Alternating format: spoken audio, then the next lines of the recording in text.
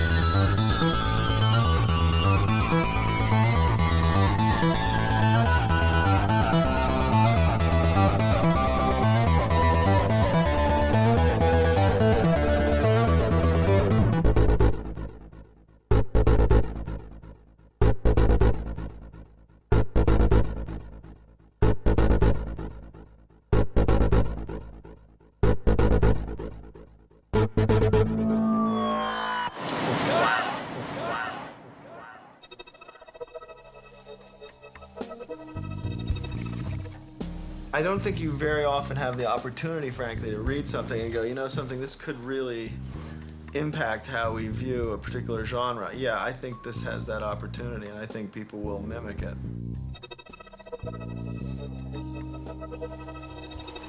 Here they come, ladies and gentlemen, from Chicago, Illinois, the Wachowski brothers!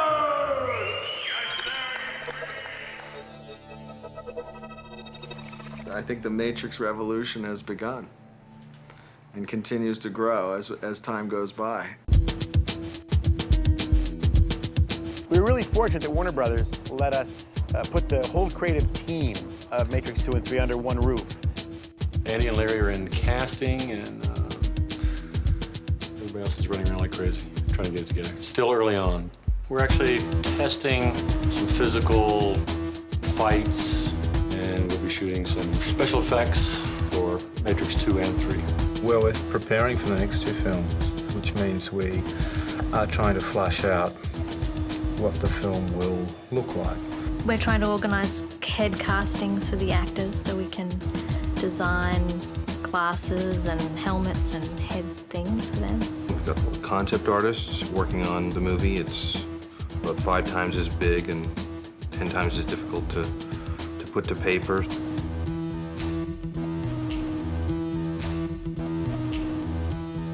Today we're training. It's the second week. Mr. Weaving, Agent Smith is over there learning how to fly punch. There he goes. We've got a long way to go. You know, with two films, there's twice as much as you would normally get on a film, and these two films are more complex than the first film.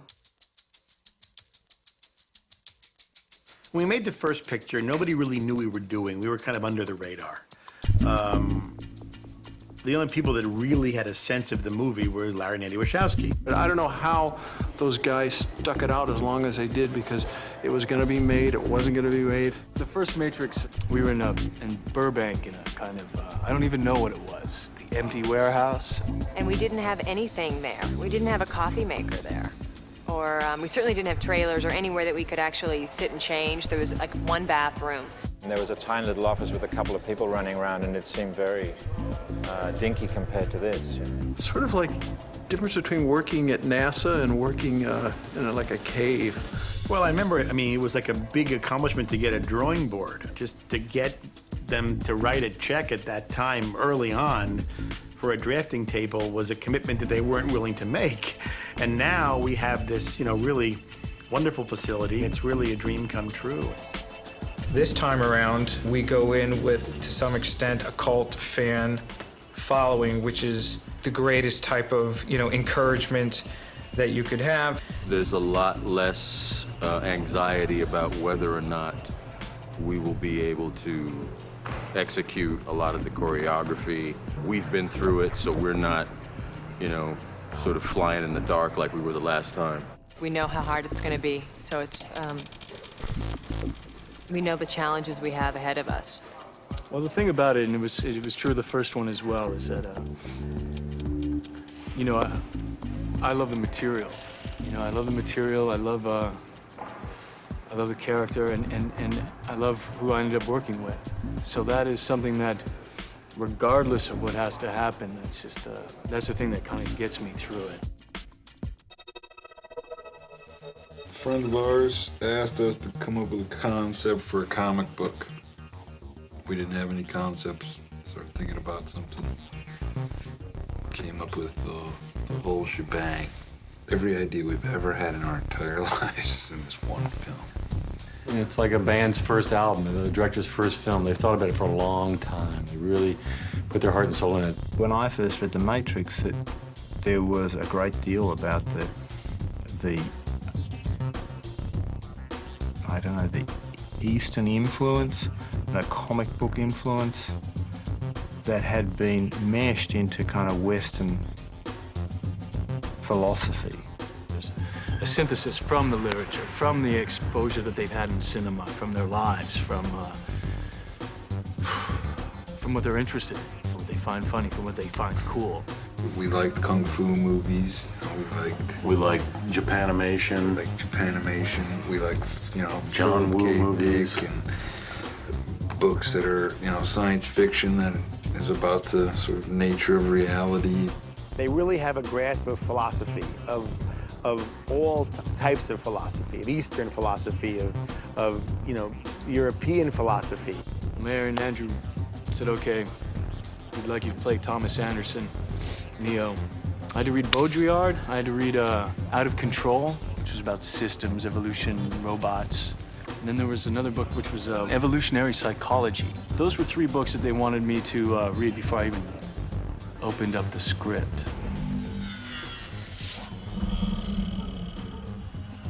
Well, I guess for myself, to play Thomas Anderson, he was searching for the truth to his life. He felt that something was wrong. He felt like he was not having real contact. He was searching for something. He was searching. He felt that there was something behind the veil. You ever have that feeling where you're not sure if you're awake or still dreaming? All the time. And he was looking. So he was looking for Morpheus to try to break that veil. And I guess that is something that Baudrillard spoke about sometimes, but not in searching for something, but in what got in the way. Baudrillard's ideas of simulacra, simulation, is an important point within the film, and that what we see in the film as a real object is in fact often a simulation. He does one chapter, I believe, on religious icons, where the icon starts to represent God and it loses its power of a true connection to God, because then you're with the icon and then you have a simulation of an icon until it becomes on the dashboard of your car. A decay of meaning. You look at a place like Las Vegas where they're building Paris, the casino. The power of the simulacra is it's very relevant, very modern, important issue that youngsters like us are noodling about. I read the Matrix script and really flipped out for it. Thought it was fantastic. Thought that as a script, the first 40 or 50 pages were the best 40 or 50 pages I'd ever read. And then I got very confused. We went into the first Warner Brothers story meeting and they said, okay, now we know we've bought something cool. We don't know what it is. Could you just take us through it once? When I first read that script, I went, wow, am I in the Matrix or am I in the real world? Kind of, how do I get my head around all this? I have to say I didn't understand the script. I understood the script well enough to say I liked it, But every time I reread it, and every time we got closer, I understood more and more and more and more. I had questions forever, and I would have constantly tried to change their plot, and they were, now, Bill, you just don't understand. I have no idea why people who've read this script of the first Matrix found it confusing. I don't get that at all. Upon reading the script and seeing the conceptuals, you know, at the same time, you know, the immediate reaction is, there's no chance in hell this movie will be made. There's a whole slew of these scenes I see being chopped out or left on the floor. There's just too unlike a large studio to take a chance on something that seems very alternative. You know, I've said to people often that, you know, a movie this smart, it's almost a miracle that it got made because it is so smart. It took me a lot of readings and a lot of conversations with everybody to fully understand the script. But I just remember thinking, I mean, they don't really think I'm gonna do this stuff like running, like jumping from one building to another. I was like, well, no, of course I'm not gonna do that. And like running sideways along a wall. It's like, because everything was really specifically put in the script. They want you to understand what you're gonna see. And particularly in an action movie, it's very hard to do that because people aren't either used to reading it or they don't want to write it, you know? And, you know, the legendary story is that, you know, you'll see in a Western, you'll see, you know, 1/8 of a page and the Indians take the fort. That 1/8 of a page, the Indians take the fort, could take a month or two of shooting if you're gonna, but you know, that's the director and the stunt coordinator, everybody gets together and plans how the Indians take the fort. When these boys explain the helicopter sequence, or when they explain in the new movies the car chases, when they explain that stuff, they're very clear of what you're seeing, which makes it easier to budget than just the Indians take the fort because you know where you're going. It makes it easier to see what's going to happen, so it's easier to understand the picture. And it's also great because they know what they're doing. Well, it's funny. I mean, one of the great things about them is how idealistic and ambitious they were when they sold us The Matrix. You know, they said, look, we have this trilogy. I said, well, let's just try to figure out one movie, guys. It'd be great to get to 3, but let's try to 1. They said, we want to direct it. And at the time I said, look, you know, I don't know. I'm going to have a hard enough time explaining to people what it is we're going to try to make here. Now to try to sell you guys as first-time directors and this size scale with this kind of complexity, that you're asking too much of me, really. I don't know how to deliver that for you. So they wrote Bound. I'm trying to seduce you. Why? There was one scene in it, which was the sex scene, and they wrote in it, this is the sex scene, and we're not cutting it. And they wrote it in a script, and I like that. I like that it's funny, it's a little bit naive, and it's also tough. It was fun because it was a low-budget movie, and we did the temp music ourselves. You know, we came up with stuff, and I cut it all in, and we really worked hands-on together very closely for a long time and created this little, what to me is a little jewel of a movie. I love Bound.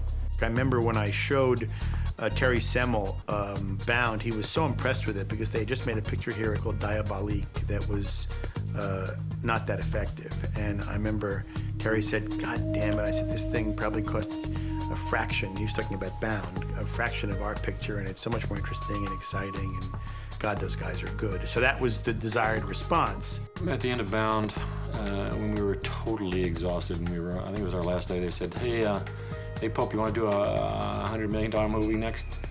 I said, no, absolutely. I don't think you should do a $100 million movie, and even if you do, I don't want to do it. Because I know that the more money you have, the more heat rains down on you. How are these guys gonna make the jump from a $5 million movie to a $65 million movie? And I was afraid for them. I kept trying to talk them into, let's do a $20 million movie, let's do a $10 million movie. Let's work our way up. And they didn't listen to me, thank God. I remember thinking, well, that's a lot of money.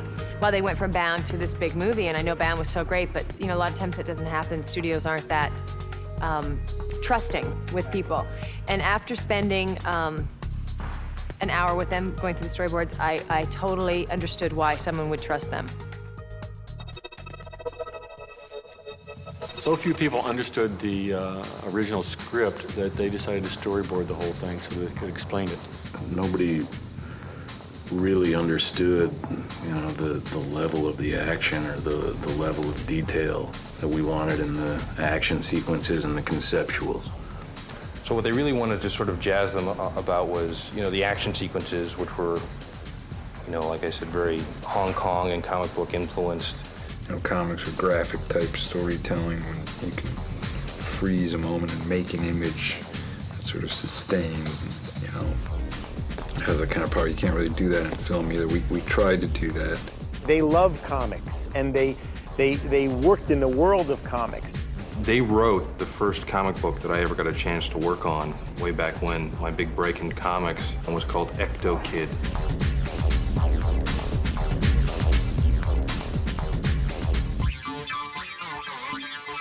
And I remember going and watching them do storyboards early on, and they would act it out. And they and the storyboard artists would look, you know, this is the frame, and you could see they're drawing from life then. They're not drawing things that can't appear. They're there for every shot. I don't ever just get a script, sit in a room, and come up with a bunch of stuff and say, hey, what do you think of this? They, you know, they go over every shot that they want.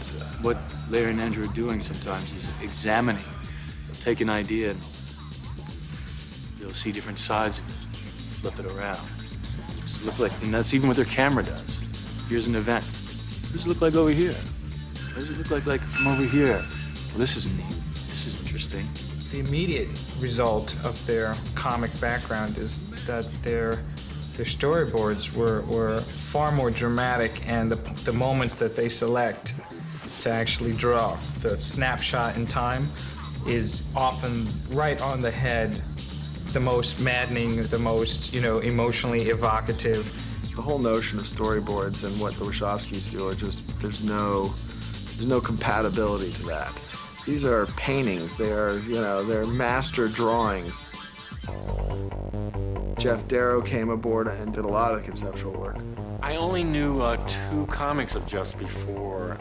One of them, a legendary comic, Hardboiled, of course, and then Big Boy, which was not so famous, but Hardboiled among comics people is pretty well known. I had Hardboiled on my shelf like millions of other people, and all I could assume was that the man behind that was the most demented individual on the planet. You know, I was expecting some guy, you know, with, you know, covered in tattoos and piercings. And I assumed he was, you know, a very skinny, scrawny methamphetamine abuser. When Morpheus tells Neo he has to free his mind, you don't gotta say that to Jeff. Jeff's mind is free. I mean, he's out there. I remember they tell me one guy wanted to know what kind of drugs I was taking. Sominex and Metamucil. They'd seen some drawings that I did that could have corresponded to images they had, especially with the sentinels and the robotic part of it. And I think they said that they liked the level of detail that I put in drawing. He draws so many details that it becomes serene. At the same time, inside it, in every section of it, is madness. In many ways, Jeff is wired to Larry and Andy's brain. I mean, they're all wired on the same circuit. During the entire period, you know, they were always, oh, I hope we can get this in there. I hope we have the budget for this, and I hope this looks the same. And at that point, I had no real experience in storyboards, and I had no idea how closely that they were going to get followed. I was amazed that they got everything as exact as they had wanted it. It's right out of their brains. What we had to do really with the film was to establish, I think visually, the difference between the Matrix and the real world.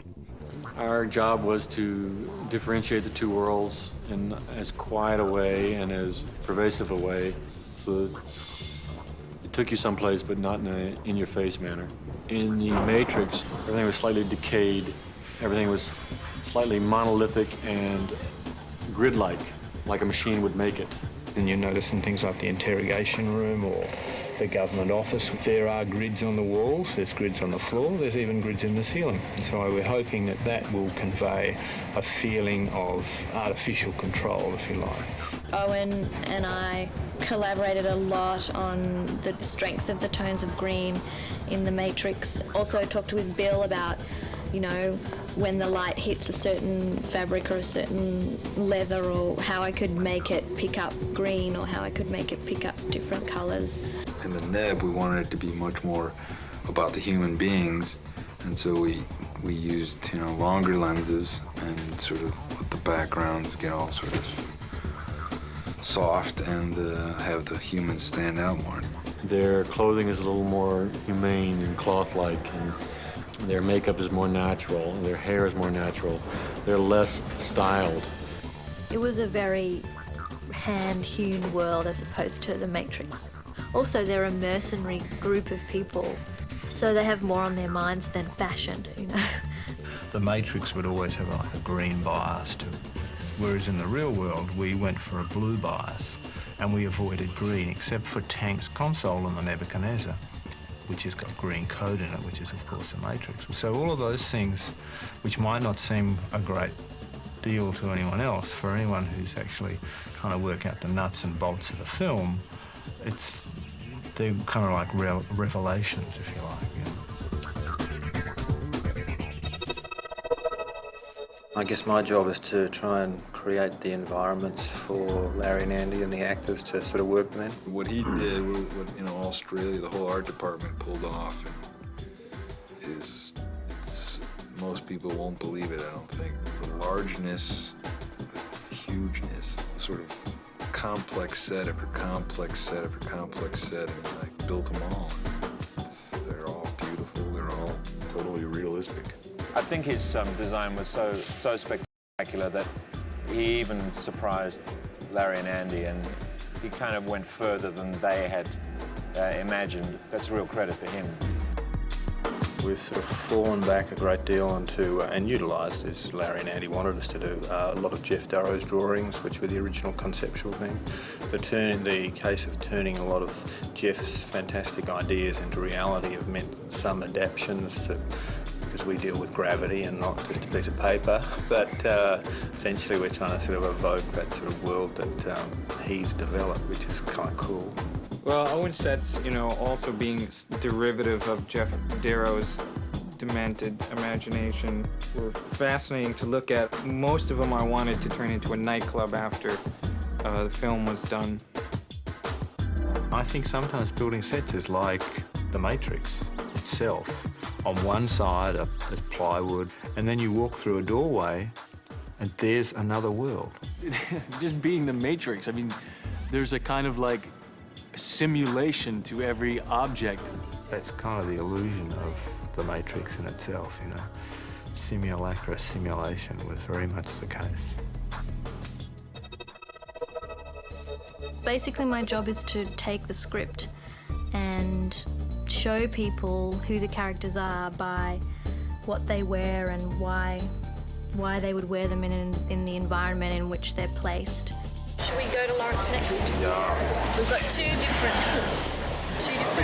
kind of looks. The directors come to the second fitting, and then we iron out things like, can you do kung fu? Can you hang from the ceiling upside down so we don't see up your dress? You know, we work out all the practical considerations, and I might use 3 different types of fabric for the same costume. So one might look the same but be stretchy because I have to put it over harnesses or body armor or, you know, bullet hits or whatever. Visual effects, if you do it right, should be a part of the conceptual process, because if you are going after the unseen, then planning the unseen should involve the visual effects design. And Larry and Andy understood that right away, so they brought me in. It went during this time of development. We were speaking before of the sort of impact that comic books can have in terms of their frozen graphic moments. What we really like about slow motion is that it sort of brings some of that quality to action scenes. But what we also like is we like to move the camera. So we started off and we had this concept of shooting something in slow motion and moving the camera at regular speed. And Bill Pope, the pussy, wouldn't strap a rocket to his back. The discussion was, we put a rocket on, you know, on a dolly so that it zooms real fast. Well, that wasn't really practical because, you know, you wouldn't really be able to focus and see the shot. So it had to be some sort of effect. Somewhere along the line, they connected up with John Gate. I don't know how. When we started preparing the first movie and started looking for a visual effects crew that would work with us, and we went to all the, you know, usual suspects. We went to ILM, we went to Digital Domain, we went to all these entities that are you know, well thought of in the world of visual effects. Gated was not part of that group. I mean, he was outside that world. You know, they showed their boards a few places. Each time that they had done that, they tended to have a similar reaction. Faces turned white, or some proposal for a physical camera invention that would effectively end up with the camera exploding because it would have to move too fast. It would be, you know, connected to a rocket sled or something like that in order to achieve their shots. John's idea was to replace it with hundreds of still cameras, so that's really what a moving image is 100 still images. He can make it look like a motion picture image rather than a still image. Bullet time is basically like mind over matrix moment, or a moment where we can see, you know, time in, you know, the speed of light or the speed of sound. Then I remember the first test I saw was an exploding trash can, and he froze the flames and the explosion in midair and moved the camera all the way around it. Yeah, bullet time was really the technical hurdle, but the conceptual, you know, nut to crack was the portrayal of the real world, which was, oddly enough, the most bizarre part of the movie, which turned out to be the place where, you know, horrendous, hideous biomechanical beasties lived and ruled and enslaved mankind and all of those things. I tried drawing the Sentinels and I didn't get what they wanted. And they called in a couple other guys and they had them do it and they couldn't get it. And I talked to them a little bit again. I said, let me have one more shot at it. And I drew it really, for me, razorly fast. I drew it one morning because they were going to Warner's. And they said, I got it. And that was the basis for what the Sentinels turned out to be. So I was real happy because I think they're like the villains in the movie, and it's nice to have had a piece of that.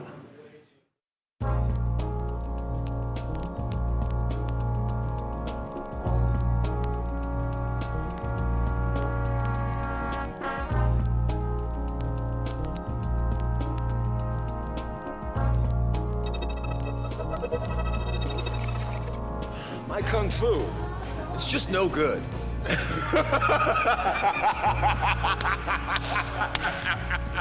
We're hoping to shoot the kung fu the way that Hong Kong guys do, which is have the real actors exchange 4, 5, 6 punches, to choreograph the fight like a dance, let it sort of happen in front of people instead of just creating it in the editing process. And that required all of the actors, all the 4 major actors anyway, to undergo some massively intense study with, we think, one of the best Hong Kong choreographers, Yuen Wu Ping. 同香港有啲唔同嘅，即係香港如果演員我哋即係平時拍一般動作片咧，即係演員打得梗係好啦，但係有啲演員動作做打得有啲演員未必打得嘅，做唔到嘅。通常我用替身嘅。 Larry and Andy kept saying to me, we want the actors to actually be able to do the kung fu. We want them to do it. You know, I would say to them, you know, what's the big deal? Let's get the people who can do the kung fu. But the boys were convinced that they wanted to see these actors doing those things themselves. Actors always bring more to believability of it than a stunt person is, no matter how good they are. If you can raise the actors up to the level of the stunt people and the action, then you've got the best of both worlds. 開始兩兄弟咧同 Andy 都已經識咗4個月嘅時間訓練㗎啦，即係我自己感覺上咧就應該唔使係咪啊？應該即係2個月都已經好足噶啦嘛啊！後尾即係睇佢哋啲動作打拳一腳都唔似樣咧，我都頭暈啊！我都驚4個都唔得。Sorry. We were very upfront with how demanding we thought the film was going to be. And we were just hoping that someone would be crazy enough to do. I had no idea what we were in for. You know, they said 4 months of training. I said, okay. When I first talked to Larry and Andy, they said, you know, there'll be lots of training, kung fu training, and are you okay with that? And I said, yeah, sure, that's no problem at all. And I guess I didn't really think about it enough. I totally knew because I screen tested for 3 hours doing this stuff. This was part of my screen test, was 3 hours of what we do, straight, without like other actors to have time so that I can have a breather. I'll tell you one thing, those first 2 days kicked my ass. After the first day, I was so shattered and so shocked, and I realized I was so unfit. And we had so much to do. And I was working with these incredibly skilled Hong Kong performers who were looking at me like, he'll never get there. 見到佢哋打一拳一腳都唔似樣嘅，我已經有少少暈暈地啦，係死啦啫，咪就決定從基本功學起啦。佢話基本功訓咧，即係從開始腿功啊、壓腿啊、練腿啊。We started actually the last one on these bars. They had the bars, and you just kind of put your leg up. As we would walk in and say, "Hey, Hugo, get your leg up." We'd all get our legs up. Get your leg up, Carrie Ann. Good morning, Kiana. Yes, get your leg up. And then you kick. Put some music on, and you kick for about 45 minutes. We're kicking and we're kicking and we're kicking and we're sweating and you're sweating and you're grunting and you're going, ow, you know. And the next day you come in limping. You know, Keanu made this decision and went through what was arguably one of the toughest training periods for an actor in a modern film while he was recovering from surgery to his neck. Yeah, coming into the training for the first one, I'd had a 2-level fusion in my cervical spine. I was getting paralyzed. So I had the surgery done. And then it was just a waiting game, just to see if it would fuse. But it really hindered me a lot in training because I couldn't train kick for like two of the 4 months. It was devastating to like watch because I was always like, like it hurt me to watch. 即係大頸鼓嘅時候咧，我知道條頸有時咧，我哋出現嘅時候，盡量唔俾佢做嗰啲大動作啊，出嚟嗰拳腳，即係盡量叫係。壓腿開一字馬同埋集馬出拳啊，即係練嗰啲基本嘅嘢，即係唔俾佢太大動作喐嗰啲先。Wu Ping, the fight choreographer, was very nervous. And if you notice in the film, I don't kick that much. I do a couple of wire kicks, but I don't kick that much because I couldn't. The Chinese have this saying, you know, you pick a job you love, you never work a day in your life. We're all I mean, we're playing out there together, you know. There's a lot of playtime that goes into this sort of hard work of the training process and the choreography and the fighting and all that. We have fun with each other. And Wu Ping is largely responsible for setting that kind of tone. He's second generation. There's such a wealth of knowledge and experience. Him and the people that he works with are great teachers and, you know, instructors. Yeah, well, we basically had the basic structure, the big broad structure of how we wanted the fights to work. And then he just would rough in the fight. He'd do some things, we'd see him, we'd decide what we liked, what we didn't like. What we had in mind was just being able to see the guys jump and hit. Jump and hit. In the 2 shot.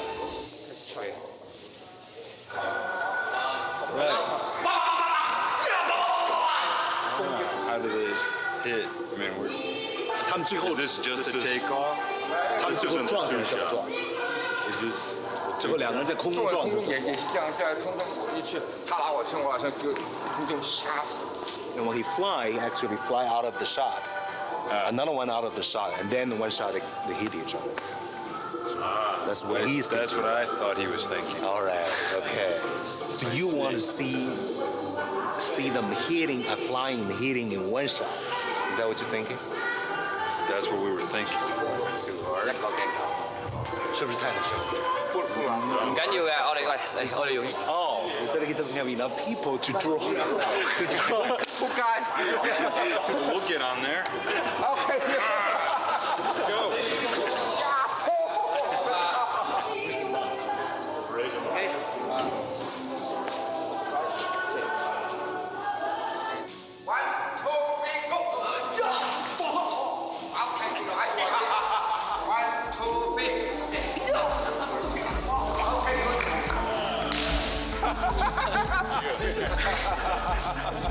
Both Wu Ping and the Wachowskis are working on the shots. It's all videotaped.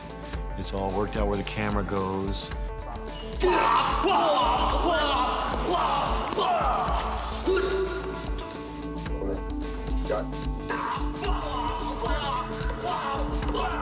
And then basically they would start training the actors with the team to learn those exact moves, and they would just practice it over and over and over and over.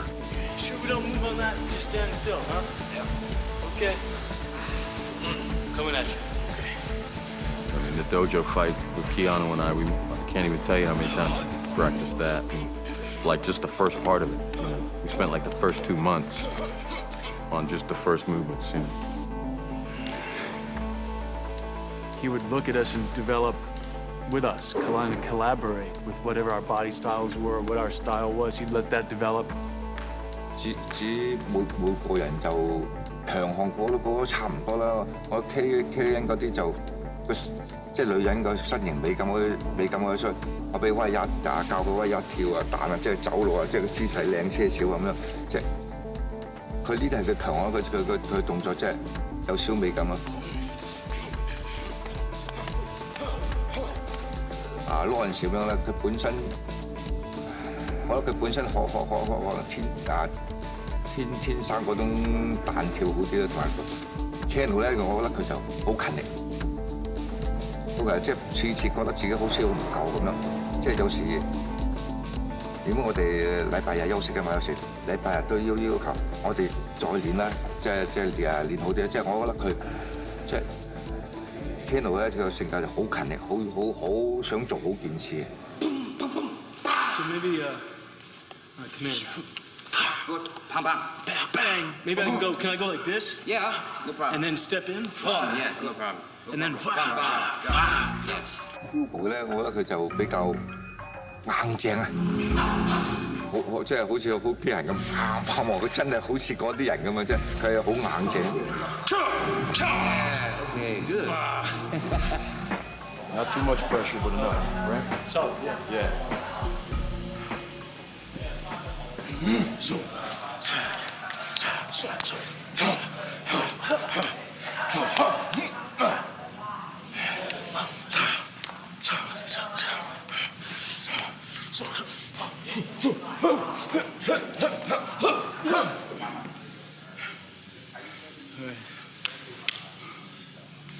That's clean. The American training. Good. It seems ready to go to Australia. Well, yeah, I think we were ready. I mean, I know I was ready. Let's go. Let's go. Let's go.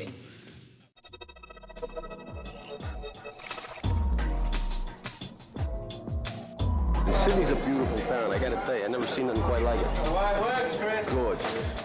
Australia provided several things that were all related to economics that brought the cost of the film down quite dramatically.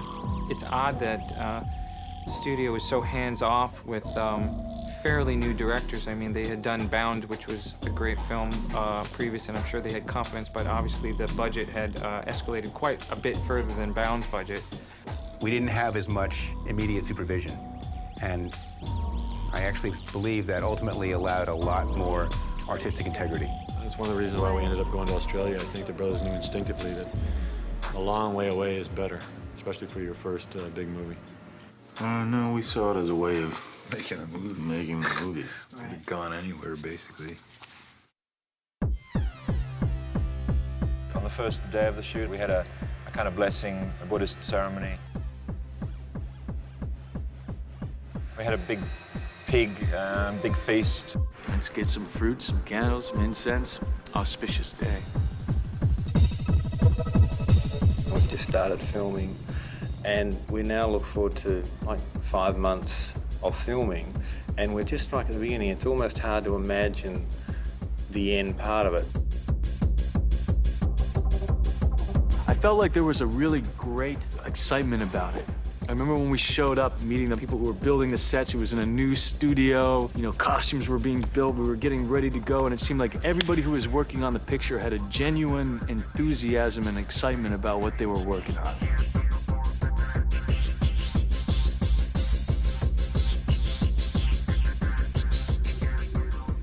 I was feeling really good, and then I got the news that my neck didn't fuse. And so we had trained. What we try to do is train for the train and then fight, and then do the other, you know, and then train, have a chunk of time to train and fight. And so I was ready to go, and then they said, you can't fight. And I was like, yeah. We knew that his neck was injured, and the schedule was backloaded action-wise, so that in the beginning of the schedule, Keanu could do quieter scenes, and as he became more healthy, he could do the harder fighting scenes. Action!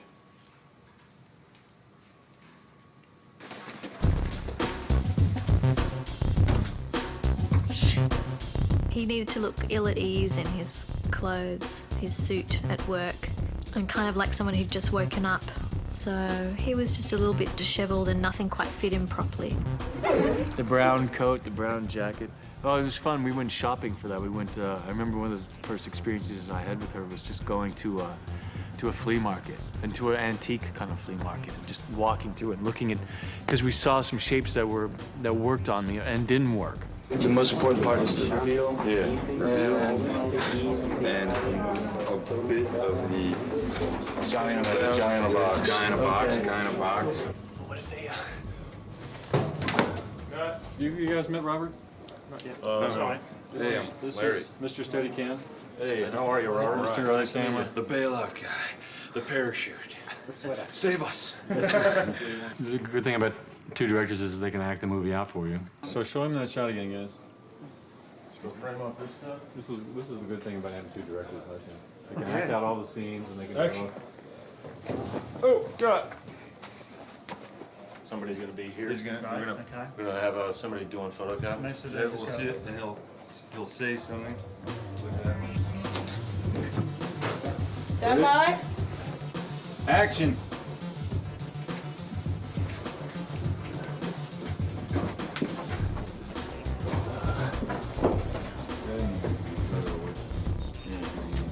We figured a lot out, working with each other, and how we're gonna make this picture.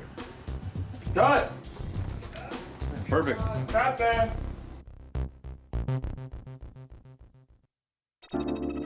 Keanu's first back to the Matrix. This is Keanu. Once the veil has been lifted from his eyes, it's the first time back in the Matrix. That's his trip in that car through Chinatown. Then I go for the jump and free my mind. I mean, I've tried to free my mind and go for the jump. I learn I can die. And then I learn I can die in the neb. And then I find out that I'm not even the one. The thing that used to convince him before he was told the truth, it now looks remarkably fake. So green screen is too sophisticated a technique. We can make it look real. So I wanted to use something as fake as Hitchcock's old rear screen projection. The same way, you know, Cary Grant looks fake driving down the street in North by Northwest. They got a pretty cool quality out of it. I mean, it's an unusual thing to do these days, true, but the colors were nice and saturated, and the sort of defocused nature of it made it very dreamy. Well, that was the first day I got to work with Mr. Fishburne, so it was cool. Unbelievable. Isn't it?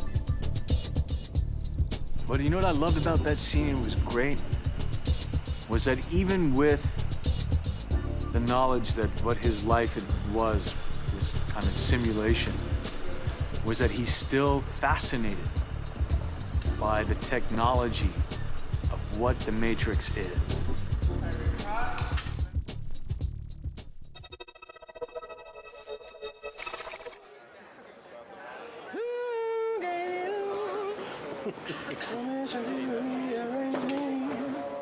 Well, Lawrence is perfect for his part because he has like a regal kind of bearing.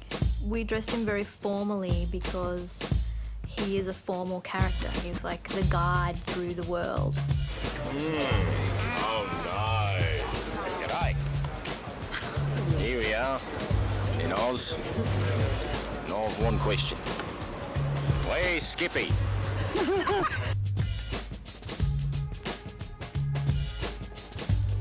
I had an idea when there's sequence with the cat where you see the cat twice and they talk about deja vu.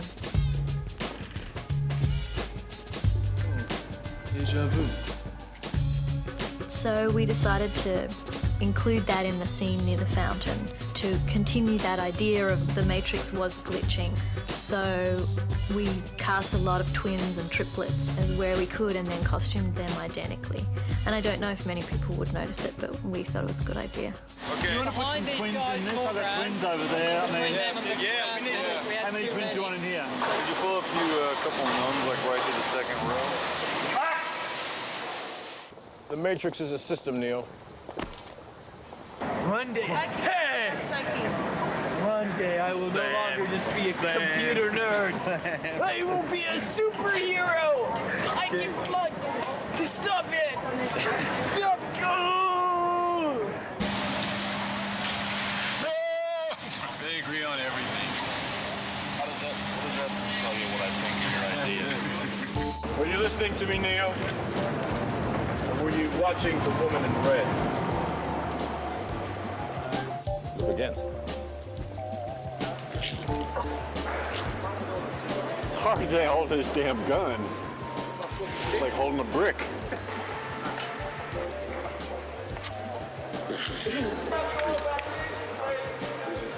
So you liked this better than anything, or nothing? Freeze it. Just freeze it. Try it clean and naked. Clean and naked. Freeze it. We're establishing everybody in these shots? Yeah, the order of events is we're going to shoot the background with nobody in it whatsoever. Then we're going to shoot the fountain with a really closed down shutter, which means like when you shoot those water commercials and you want them like super crisp. Then we bring in the crowd. We shoot those guys for all the three angles.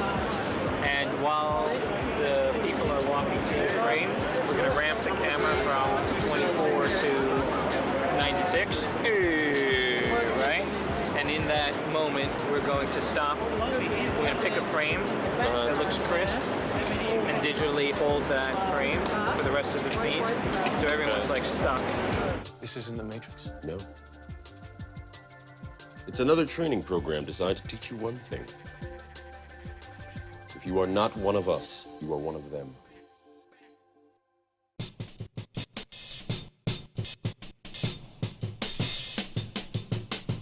I like playing villains if they have a sense of humor. And I think that was the key thing with Smith was that I always thought he was funny. He amused me, and so it was much easier for me to enjoy playing him. We wanted to subconsciously convey like the idea of a secret agent look, and that kind of 60s silhouette seemed to fit really well. You know, JFK undercover look seemed to be the right one. I was actually very excited when we got to do that scene because I felt for the first time I was actually acting. I was actually involved in something that was gonna extend me, I suppose. Door.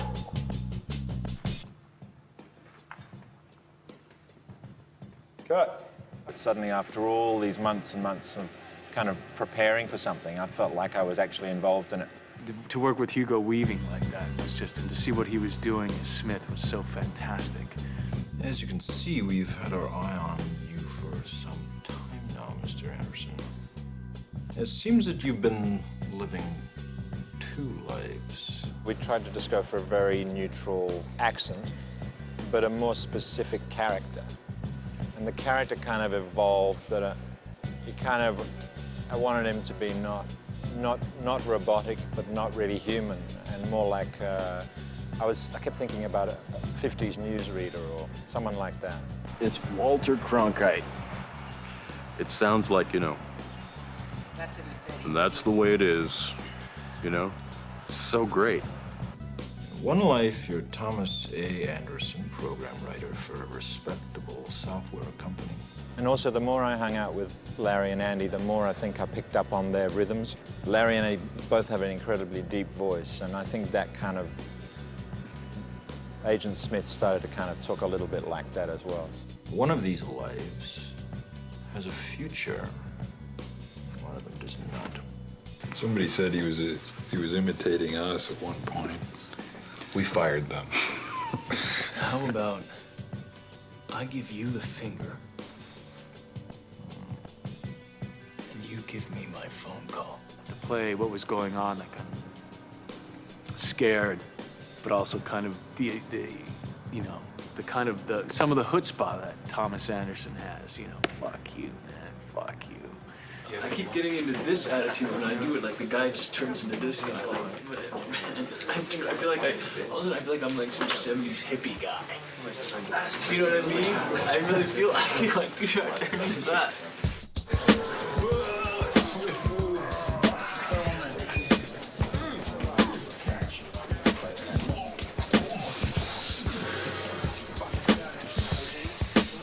And then, of course, then to do the special effect and to have the mouth covered for 5 hours. Because I hadn't thought of how I would communicate that day, and all of a sudden I found myself kind of trying to find a pen. What? Some papers? Write faster, we're on the clock here. Hit, resist, swing at agents. They're pretty mighty. Action!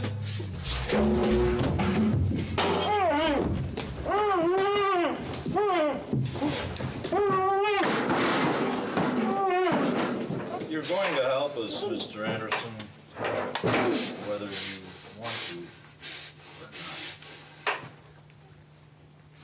or not. Cut! That was a good day. That was a fun day.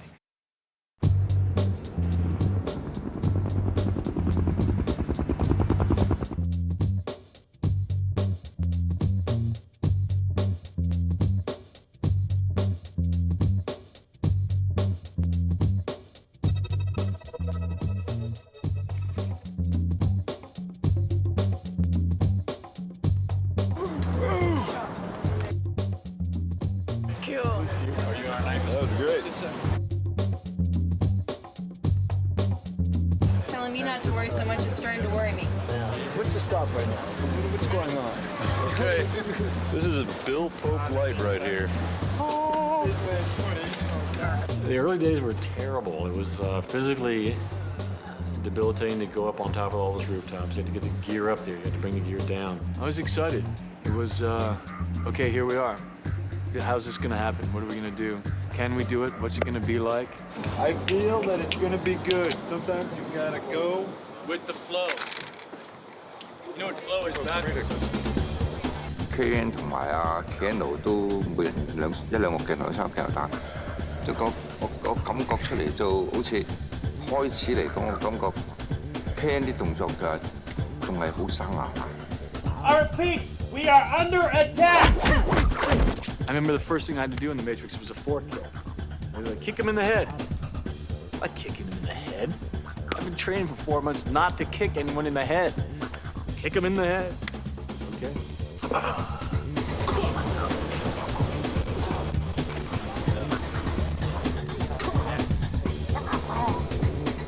Keanu 有一個鏡頭，即係捉住人，即係啪啪啪啪踢幾腳啊，踢幾個基本上佢話前邊有幾個已經 OK 啦，佢仲想要好啲，所以我嘥嘅我哋就要 cut。Keanu 好似有啲唔高興，我點解唔俾我跑啲？即係我同佢解釋話，我哋係專業人士嚟嘅，我哋話 OK 就一定 OK 嘅，你放心啦咁樣。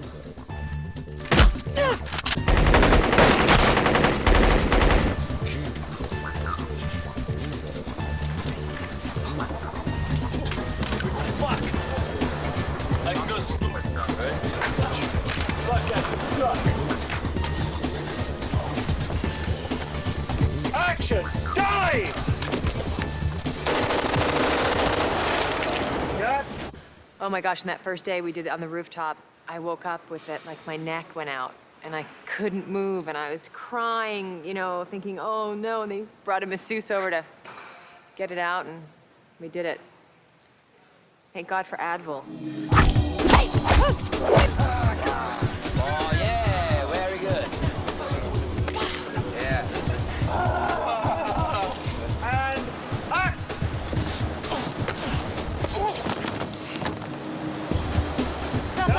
Terrible. No style.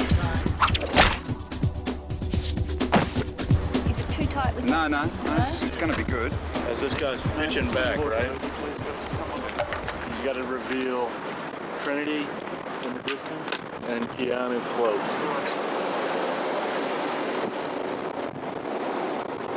Is it solid or is it? It's a good test run. Those things are just sort of slow. Maybe we shoot it. He should like go and then fall out of it. Excuse me, mate. Could you pull that out of my head, thanks?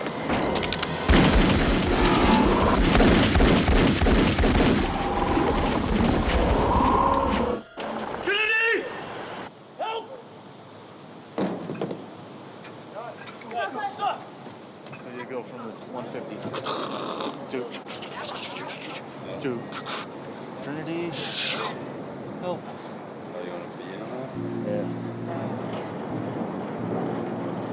Let him go down here. No, just let him down. Cut! Was it second? The second second one was good. Yeah, it was okay. That was the best. Okay, so you got that one. Okay. Well, this isn't bullet time. This is bullet time action. That was the backup plan. We had not completed making the special rig that we knew we needed to do the real shot yet. We wanted to make sure that we could do that scene if the bullet time process didn't work. And we had all these rehearsals with stunt folks. You know, there was some rigidity about it, or there was something about it that just felt clunky, and we were really worried that Keanu would not be able to even go that far. We do one where he goes to and try to start back the other way. And all of his performances were much more fluid. That there was this extra like inertia, you know, emotional inertia that allowed him to stretch his body into that ultra limbo-like position. Yeah. This one's first. Gun? I mean the hit. Yes. Okay. Okay.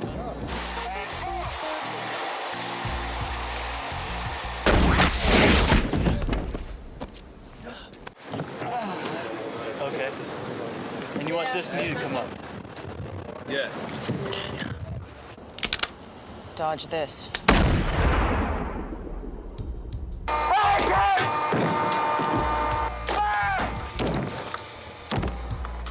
Okay, let's complete checks, please. Anybody shoot?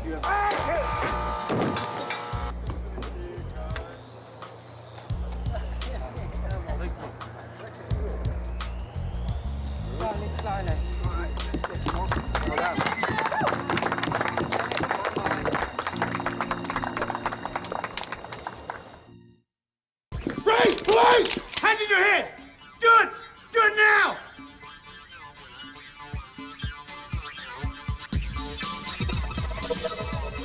Trinity wore the most bare skin of everybody, so that you had that distinct difference between something black and shiny and kind of metallic looking and then somebody's flesh. We spent a lot of time experimenting with, you know, what different fabrics did in different types of light, so that we could get Trinity really like a mercury oil slick.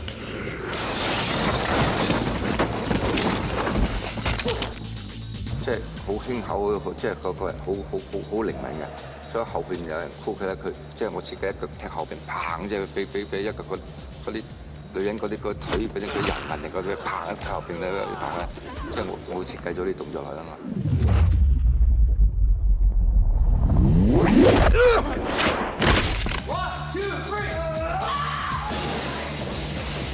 I spent a lot of time last time on the wires because I did wire work.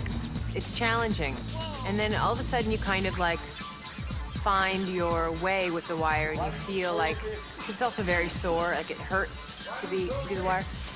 But then you kind of find your way on it. Suddenly you're able to do things that you didn't really think you could do. It's sort of more of your mind getting around it than anything.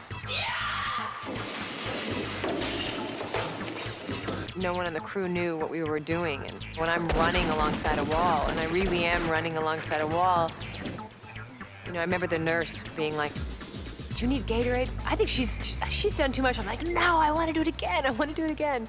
It's just so exciting.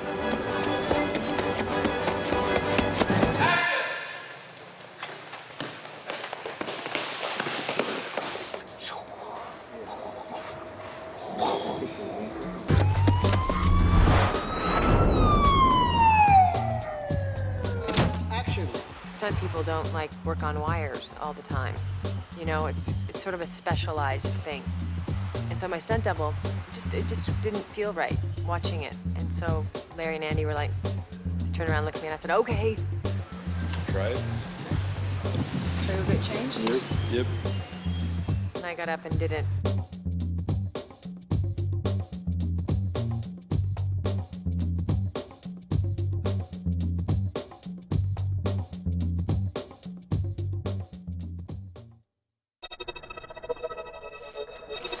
Mission here, don't forget it. Joke's over. Mission time. When we got to move inside and make the government lobby, seeing the world change. I give you a finger, and you give me that finder. Once we shot and cut the government lobby, the cloud lifted and the Matrix had a voice, and it became obvious that this was a movie unlike anything you'd ever seen before. There's this one sequence where they're panning with me as I'm running down with the guns. You know, they're literally setting off 1,000 bullet hits and moving it, 5 cameras, and I love that that moment where it's sirens go off, and you know, it's like, here we go, you know, and we got to shoot now, and you got to hit it.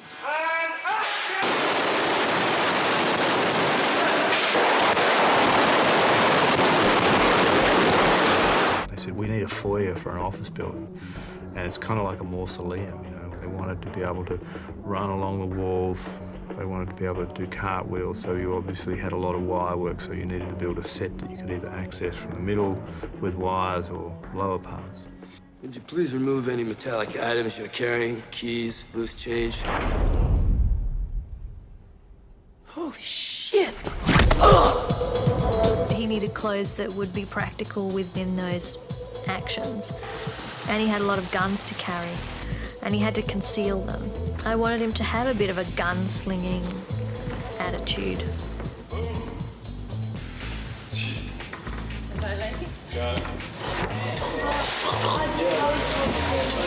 And then you just keep rolling. Ready? I wanted a very specific, very stylized approach to the destruction. Basically, we wanted to be able to have these concrete pillars be reduced to apple cores.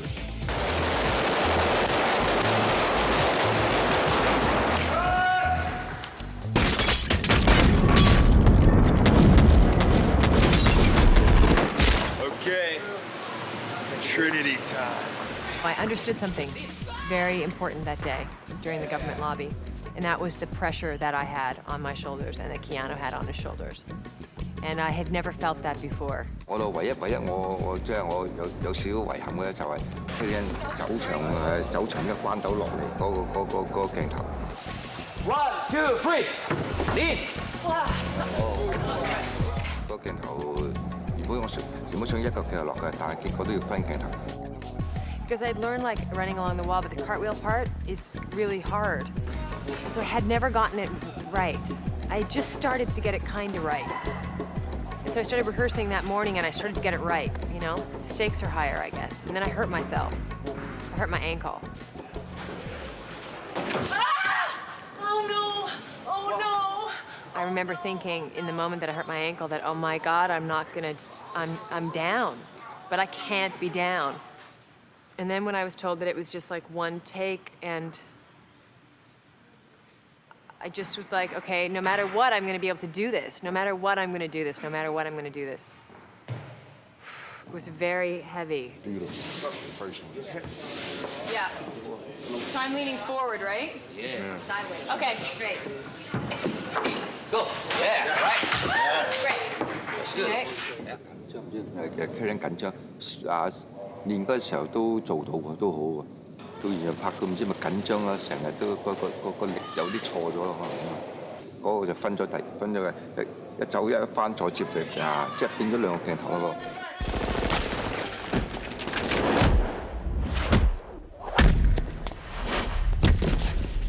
To see Keanu do that quadruple kick, and if they've been practicing for 4 months and suddenly see it work, and it was great, great moment. Yeah! Forget the handstand. Ancient history. Be here now. You gonna rehearse? You want to? Yeah. Well, I haven't kicked with the guns, and I haven't done with the coat. Good idea. Let's check your frames. Let Reeves warm up. We would do it. It wouldn't be good enough. They would talk. Then they'd come over and say, well, it would be, could you get it like this? And then we try again. That's the way it should be. Try it, look at it, you do it, you talk. You know when to leave it alone, know when to keep going. I tended to not know when to leave it alone and to keep going. Hands. That's okay, right? Okay. American style. Good take. No, Kung Fu style is good. Well, I don't know, because I want super take. You know, what I called super perfect. He was the last to give in. He was the last to say, this is the best we're gonna do, and let's move on. You're gonna do better than that? Well, you have a good end. Actually, you have a good end here. You have a good quality. Good. Yes. Yeah. Yeah. Okay. Let's try one more. Okay. He wants to try If you do one, you do two. If you do one, you do two. 2 more. He's a perfectionist, and he felt that there was something special about the whole experience, the whole picture, the whole everything, and he wanted to get it as right as possible.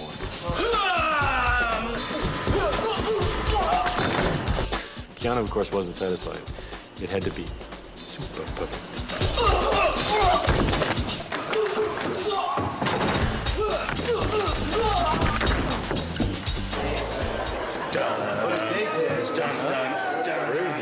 He's been huge event film. And action!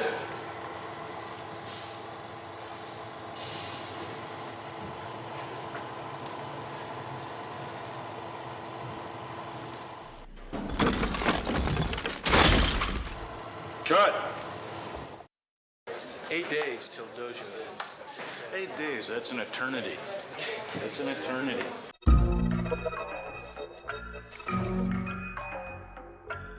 The idea was a traditional Japanese style building, or at least that influence set up for fighting. The dojo, in fact, had been built well before we actually were going to shoot. And because of the injury to Keanu Reeves' neck, we couldn't actually film that set. So the actors had rehearsed in it for about a month beforehand. This is the moment you've been waiting for! Oh, good morning. Good morning. Here we are. Actually gonna do this. Day one of shooting, technically. It's day one. This will start. There he is. All right.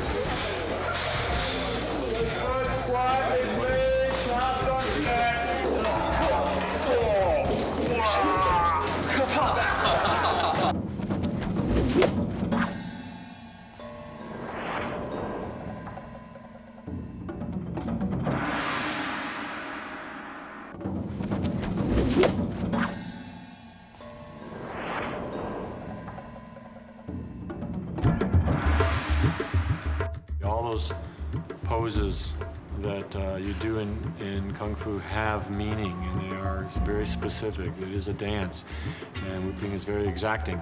And I think a lot of times that the brothers were looking to Wu Ping for his, you know, seal of approval on whether or not we'd executed it the right way.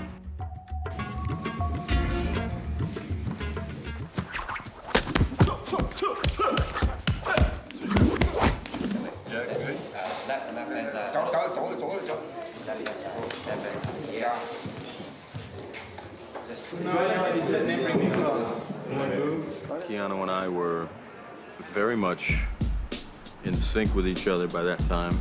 You know, we had been practicing these movements for like 8 months, but we hadn't really gone full out until I think we got there. We were always concerned about the dojo scene. I was afraid they were going to get hurt. They thought they were going to do full contact. They'd kill each other. You could tell the actors are totally into it. And Keanu's little ad-lib of that thing, which is another one of those things that we didn't make up till the moment, the zoom on, the kung fu zoom on Keanu. Sort of the little magic things that happen.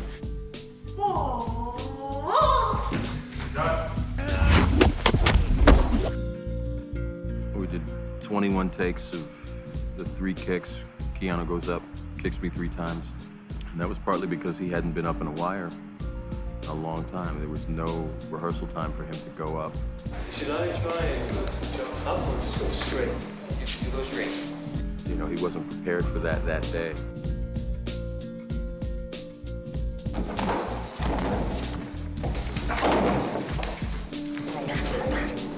No, fucking windmill. It's hard to see your friend be so hard on themselves. But that's just his, you know, you kind of have to leave room for people to do what they do, you know? And he's not always like that, but, you know, there's times you just, you know, your heart breaks because you just wish he wouldn't be so hard on himself. Yeah, all right. Don't have to speed. That was better kicking. I couldn't get the triple kick. I couldn't do it. I was in this harness and I was like mad and I was screaming. I just can't fucking do this fucking kick now. Just let me fucking, we'll just shoot on fucking Monday, okay, man? Good kick, right? Bad hands. Yeah.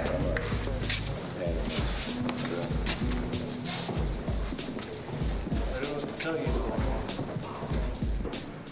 Got there on Monday and I think it was 3 takes. Triple kick.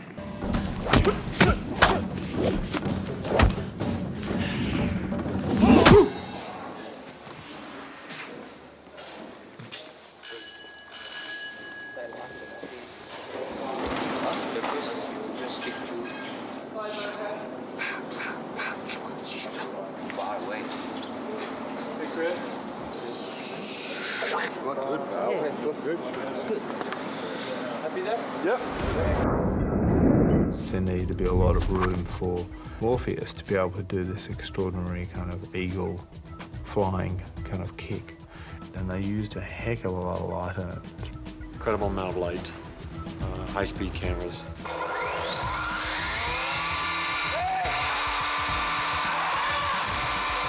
There's this great moment Lawrence had in the dojo scene where he comes over to Keanu after he's sort of knocked him back. Fuck! And we could tell that Lawrence was, by God, he was into this thing. He starts coming at him.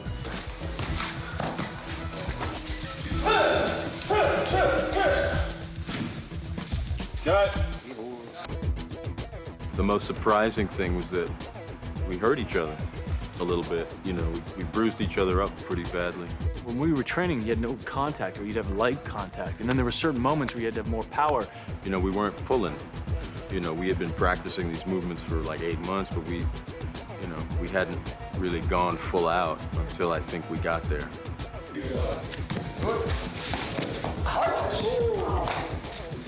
I was surprised by what happens when you smash forearms with somebody that hard, that often. There's a sequence where I fly over him, do a backflip and land in front of him, and he turns and hits me. I got a pretty good sternum shot there. After the kung fu, the dojo scene, Lawrence and Keanu were both just covered in bruises and scrapes and burns from the Tommy mats and, you know, harness burns from the rope, from the wire work. Ready? I just want to flip over. And I want to keep my hands in. And I want to kick back. And I want to tuck. Okay. Yeah, his body he's leaving from the spot that I'm stepping to make the sweep. Yeah, exactly. And action. Cut.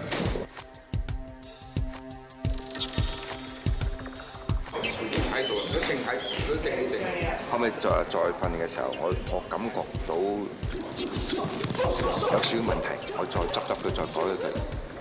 師傅教徒弟訓練，即係打佢跑出去，啪啪練功，即係教功夫打到好傷嘅咁。我改咗啲少少，到面口停，即係唔會打落去㗎啦。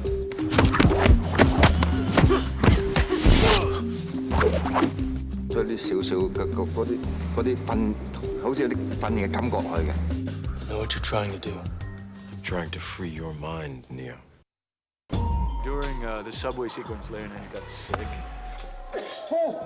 We were in down coats in the summertime. It was a cold set, it was a damp set.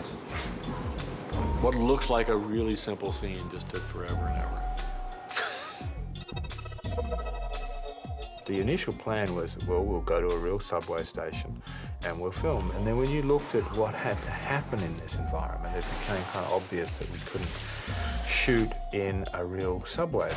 The set was fantastic. I think it was actually part of an old wheat storage facility. There was a real train track which they'd kind of built a subway station around.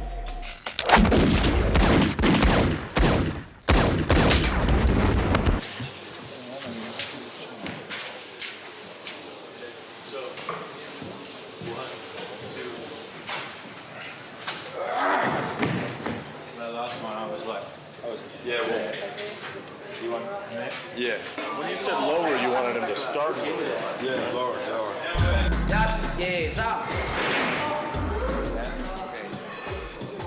Oh, the wire work was fun, except once you're in a wire and you're stuck in the wire and in harness for a long time, the harness starts riding up, and it's got to be pretty tight. And I remember it squeezing my kidneys.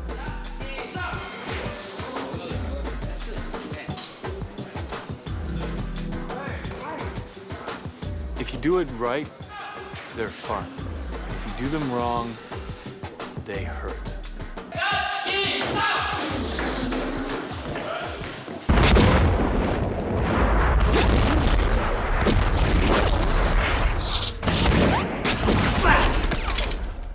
You're empty. So are you. Hugo weaving, relaxing at home. Now the gun's supposed to be at each other's. What are we doing? Directors! Yes. Okay. He's right in here. Where do you want these things? Just go up to like an inch away. Oh. So don't put it to his tip. Right. Like that. Yeah. Okay. Yeah, that area. Yeah, that's good. That's What does it good. look like right against his head? Just do that. Okay, that's pretty good. Action.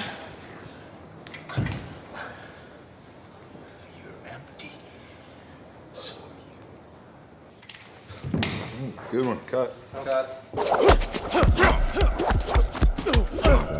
When we were shooting the subway scene, we had to really contact each other, really kick each other, really punch each other. There was major contact happening. After the dojo, I realized that how we train and how we film are two different things because you have to have contact. And we had to start hitting each other. You couldn't just fake it because with the way they were shooting, you had to hit. Yeah, I just want to drop it. I almost dropped this my shoulder. Oh, no. Okay.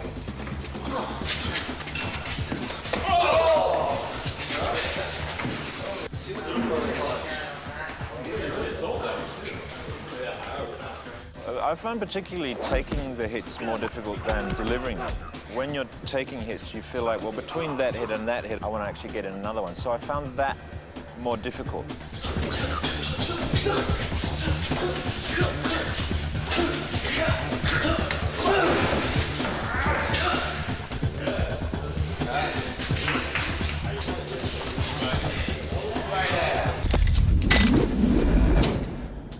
When the wire hits you, if you have your feet higher than your head, it'll Fucking make you spin jack. like this. So have your feet lower than your head. I got to work with an exceptional stuntman and Chad Stahelski. When I speak about the fights and what, you know, the action, I think of it as the two of us. Yeah, good. Yeah.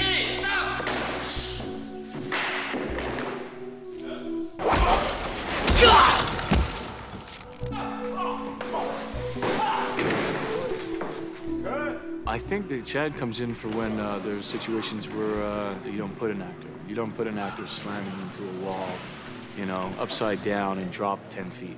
Chad did the upside down hit, and then after that, he had to do the ceiling hit where the subway's coming, and Smith is on top of him. What happens when they came down, the other stunt man, I guess Chad was on the bottom, and landed on the one knee, and I think his knee broke, and his shoulder, tore ligaments in his knees, dislocated his shoulders, broke some ribs.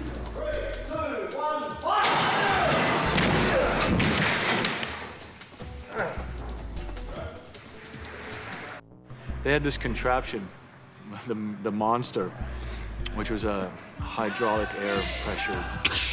It kept driving people into the ground. So Darko went from he had to crash to his newsstand. That was very scary for everybody because we thought he might have, you know, been very badly injured or perhaps even killed, and we were really worried about that, and that was a horrible evening for everyone.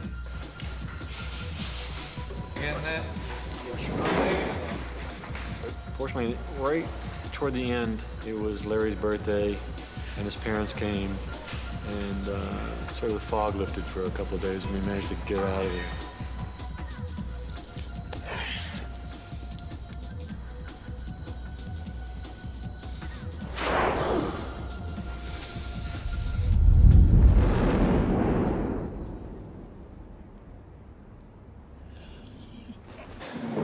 So I can get up, his wife coming up, and look, I can get up, look at him.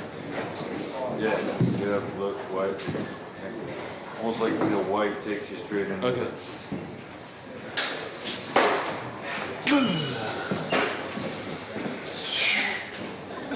Yeah, come on. Who's not in the fucking standing in the aisles at that point?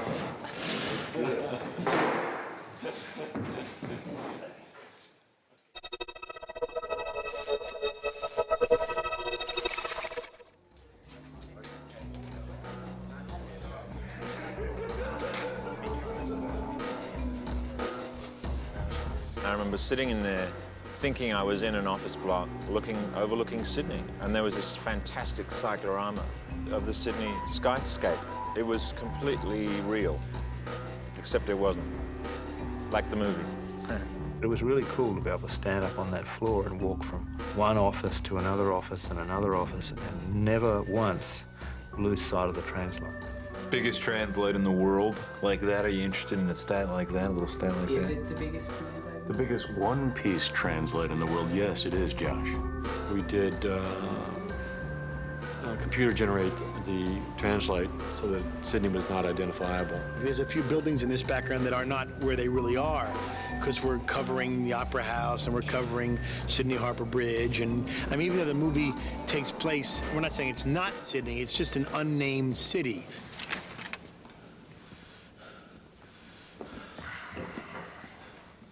I'd like to share a revelation that I've had during my time here. Smith, prior to that, scene's totally in control, cold, doesn't show much emotion, if any. And during that scene, he starts to feel angry and feel frustrated because he can't get the information out of Morpheus. I hate this place, this zoo, this prison. He's starting to smell things, and he's starting to be like a real person, and he doesn't like it. He doesn't like feeling emotions, and he doesn't like being weak. I can taste your stink. And every time I do, I fear that I've somehow been infected by it. By all intents and purposes, he would be partly human, I suppose. Partly real.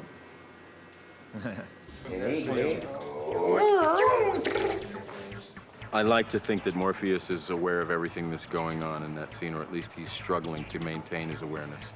Oh, it's actually about trying It's to about hold your mind. Hold my mind in a place where they can. Yes. So I've basically shut my mind off. Yeah. Or I've drawn a You're curtain just in front of trying the to- information that they want. There's another part of me that was really sort of sad that I didn't have any dialogue so that I could have a conversation with Agent Smith, so I could say that, you know, oh man, I played this scene with Hugo Weaving, it was great.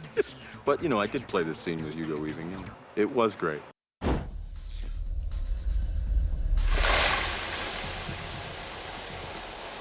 Find them and destroy them. And don't forget your line. Oh, that's right, yeah.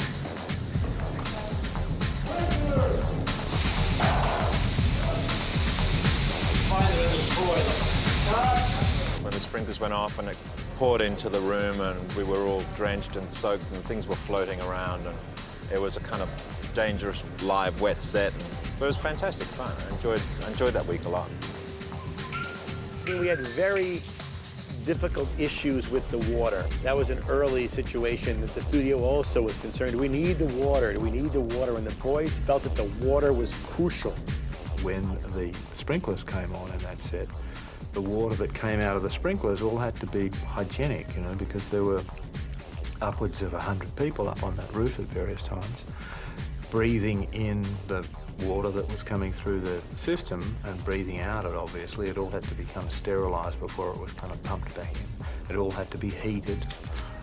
There were many little elements that kind of went into it.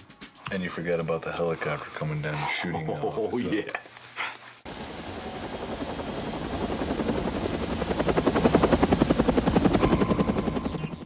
That entire helicopter rig, which was a full-scale helicopter, not a real one, but made lightweight by Owen, and it had to operate on all axes and lift off and take off. The blades were all put in later by the visual effects people. Come on, honey, take us up. Hey, baby. You in there tight? I'm in there tight. Snug as a bug in the rug. Let's fly. Or do you want me up like this? That's the one. That's the look. No. It was very weird when I realized that it was all sort of rigged with explosives. You know, I had a moment's pause there. I kind of went, hey, who's responsible for this? You know? Steve Courtley and his crew built into the floor 350 air-controlled nozzles, which would, when the set was filled with water, simulate the machine gun fire from Neo, who was hanging in a helicopter just outside the window. And then you had that shootout of the glass in a particular pattern. And as you arc around that, that's when you're arcing around the other wall to get Jones. There's a moment where they shoot everything and then they cue the window. It was mind-blowing. The glass had to be blown out. And the only way to make it safe for the actors, the glass had to be blown out by pea shooters blowing sand. Hundreds of them lined up out of frame.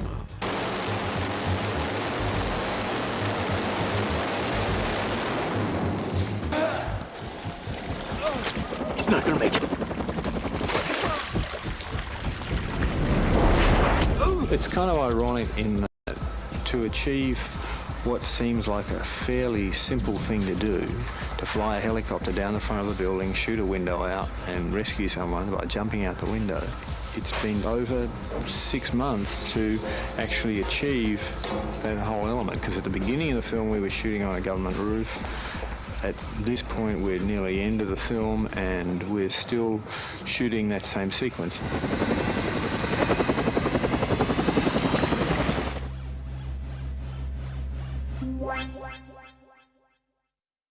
Yeah, we're trying to get the Nebuchadnezzar finished for filming next week. There's always those final last-minute adjustments we're going to do. I remember everyone was excited to walk on the Nebuchadnezzar. That was really a cool day. It was exciting. It was like a new world going into a new thing. And it was sad, too, because we had to say goodbye to the wire team. It's heavy. In the neb, it's crawling with sort of Jeff Darrow sort of technology, which almost has this organic quality. It's this sort of industrially gadgety jungle, cables and everything. You know, it's built long before the movie takes place, so it's an old ship. It's been around forever. It's just kind of been held together by the loving care of the crew. They just wanted to look old and put together and not, you know, not Star Trek-y where they're all components. They had to look like it was, they're constantly putting it back together and using pieces from this and that. And they really tried to bring the guts of the spaceship, if you like, out into the spaceship as opposed to burying it behind the sort of normal vac form sort of style thing that you might see in a lot of spaceships. Everything is considered. Even the wires in the neb, there was, you know, the blue and red wires, arteries and veins, you know, representative of this kind of, you know, living tissue in this steel ectoskeleton. That marriage of machine and man everywhere in the picture, everywhere. It's almost Chinese, Sanskrit. It's not even numbers, it's weird. We've almost become other characters. That's the story. Raindrops on a screen effect. Oh, yeah. There's a lot of work been gone into buying various old dentist chairs from the 1920s, which we have taken ideas from for making the ecto chairs. And take it right down to the ground, please. And I loved the chairs, and I loved, you know, the whole, the brutalness of that needle that goes in your head, you know, the crudeness of it. You wanted to know what the Matrix is, Neo? The masculine side of Morpheus is really evident in the Matrix, and his feminine side is evident in the neb. Try to relax. I wanted him to feel like a den mother almost. I love you.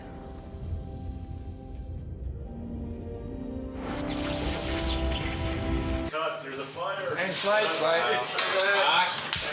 I just think if she's just more, maybe feminine even, because she's really kind of, you know, warrior-like in the Matrix, and then in the neb, she's more of a woman, I think.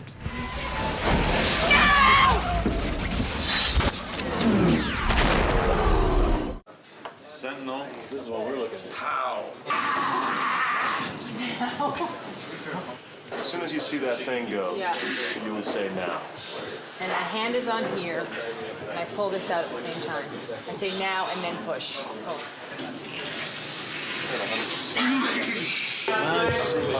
Open, right? My eyes are open. Thanks, guys. I know. Bye. Is it before the now or after? It's before after the now. It's after the now? How does she know I'm back? She's connected to you. Faith. So it's not because I opened my eyes? Nope. Why not? I don't want to see your eyes open. Dark. How, if she pulls the plug, how does she know I'm back? She knows. Is there any cue from her phone? Is there? How does she know? She knows. Sure, if you want. You want to grab it? Sure. I want it to break. No, stop it going on the line. Back? Karen pulls it out. Rehearsal and action. Bang, bang, bang. Bang, bang, bang. Shut No! Action. Sentinel! No! Kill. Kill. We get right down hard onto this. It's completely still. Only coming through here and now it's into I just want to go on record saying it's disgusting. We're proving our love for our babies right here. Baby's not acting enough. Bring the baby up.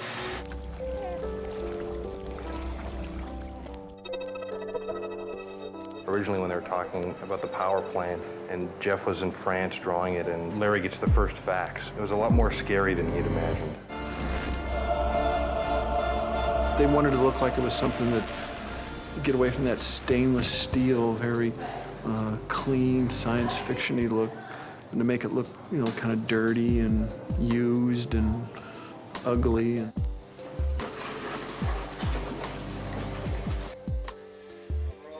Before we actually shot the pod, we had shot it about 7 times, mainly on video, but the stunt guys have had to get inside it to see how the breathing mechanism would work. The special effects guys had to test how their skins broke. The prosthetics man had to deal with all of these little pieces that prop guys had made.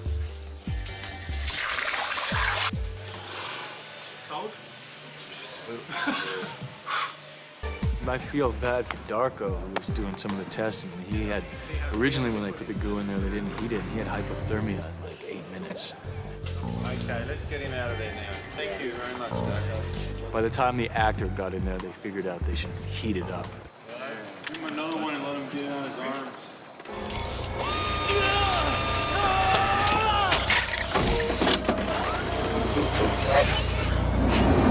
This pod, or that pod and that pod. All 3? I can't do all 3. Not that much, but out is I haven't got good. the chaos to do all 3. Have I? That's good. That's good. And action. Light. You know, we were shooting the end of the movie, and he had lost a lot of weight, and he shed another 15 pounds for the end of the pod sequence there. I mean, I wanted to look very, emaciated when I came out of the pod and when I'm on the table to recovery. And I think we got the effect there pretty good. He shaved everything, his head, his eyebrows. The thing about that is just people I found when I would have conversations with people, they would be kind of like, and I'd be talking to them and they wouldn't look at me. It's weird.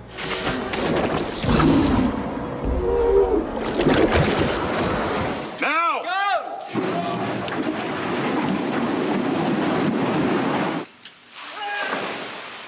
It kind of felt like we just sort of crashed to the end, It wasn't a graceful end. We just were trying really hard to get everything done. Thanks, folks. That completes principal photography on the Matrix. I remember distinctly feeling very tired and very relieved at 1:01 in the morning when we wrapped, which was Neo's number, by the way.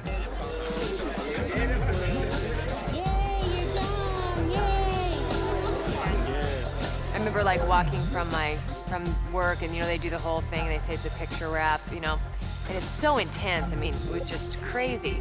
And I was walking back to my trailer and I remember saying to myself, I will never care this much again because it's too painful. It took me months to get over it. People were like, let it go. Let go of the Matrix. I was like, I can't. Such an amazing experience. Well, we've been shooting for 25 weeks, 118 days. It's like, okay, when are we starting? Okay, and when are we supposed to finish? Okay, and I'm just committed for all of that, I've never really been able to break it down. I think that has to do with my experience on Apocalypse Now, which was the other never-ending film. You don't expect any film to be as successful as The Matrix was, so I guess we hope everyone that you work on will be, because, you kind of die a little bit every time you finish a film, you leave a lot behind. Editing is all about, it's a cumulative process, and it's all about trying different things, taking things out, putting things in, taking 2 steps forward and 1 step back, being not glued into your ideas, being open to what the film wants to be. There's always a core that they're working around. There's a moment in each scene where there's a shot that's so clearly designed as a key spot, and the scene leads up to that point, or it comes down from that point. But it really gives you something to work around. It gives me something to work around as the editor. The way a shot's typically set up, you show up and there's only one shot. That's the only shot they're interested in getting. And you look for it. You take the finder and they look for it, and you can spend a long time, a lot longer than most crews are used to, looking for that shot, working it out, getting it right.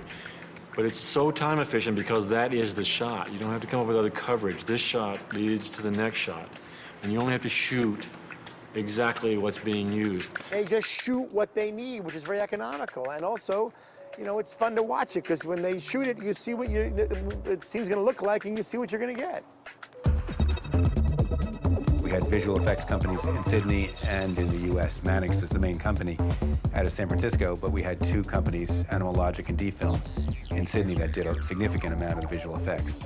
Mannix, I gave almost all the creature work went there, and the bullet time type stuff.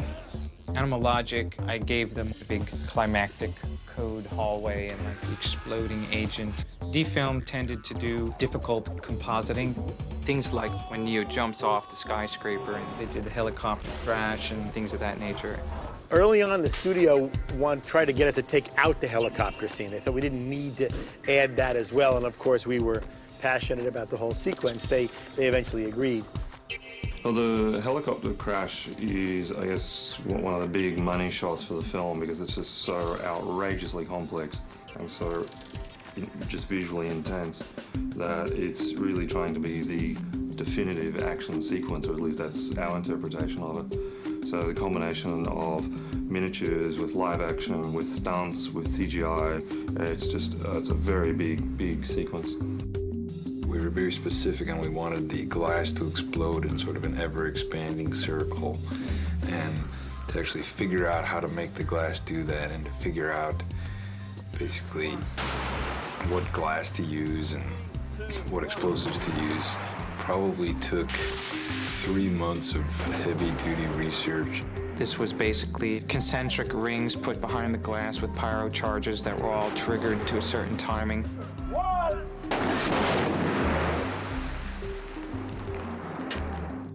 We built a 25-foot square glass wall to scale of these windows. We built a quarter-scale helicopter with its blades and was mounted to a large crane arm.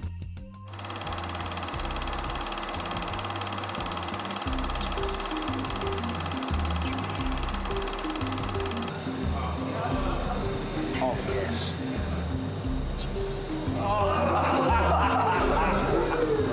Oh, there's bits there. Oh, yes.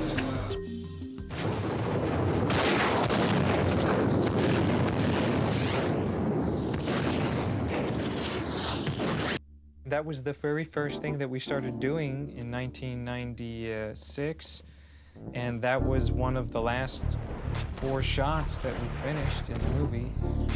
And you're working the entire time towards making it perfect, and all the little pieces, there are a million little pieces that were invented to make that make sense. We had virtual backgrounds, which were ways of literally photographing the real world with still cameras and extracting from the stills both shape and texture, and then making a CG construction out of that. Once we've reconstructed it, now we can move your virtual CG camera around anywhere in that set. It's used to basically put together backgrounds for shots where we could never have conceivably shot it with a camera. You know, if you'd have done this with a camera, you'd have seen camera track, rails, rig, crew, people. This allows us to go in there, like take the stills when the set's empty, and then build the whole set artificially, in fact, and you get a photorealistic set. Everything begins with a simulation, and all the math for how to shoot it works backwards from there. In this particular rig, there are 120 cameras and 2 motion picture cameras set up. We analyze what real frames we have, and we can create new frames of moments in between the captured frames to make moves longer or stretch them out or do time compression effects.